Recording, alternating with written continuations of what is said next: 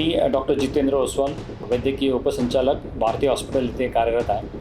आपल्या समाजामध्ये anaemia, sickle cell anaemia, thalassaemia, त्याचबरोबर कॅन्सरचे रुग्ण किंवा किडनी फेल्युअर झालेले रुग्ण या सर्वांना वेळोवेळी रक्ताची गरज भासत असते.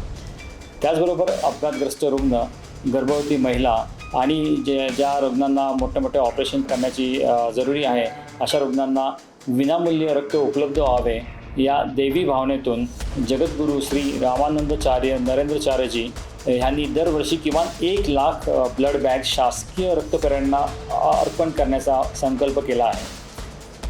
त्यानुसार दरवर्षी जानेवारी महिन्याच्या पहिल्या 15 रक्ताचा महाकुंभ हे जीवनदायी अभियान राबवले जाते.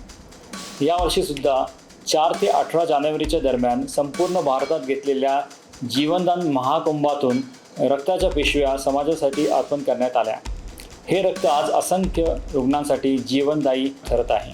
असेच प्रेरणादायी सेवा कार्य जगद्गुरू नरेंद्राचार्य महाराज संस्थेकडून सतत होत राहावे या शुभेच्छा. धन्यवाद.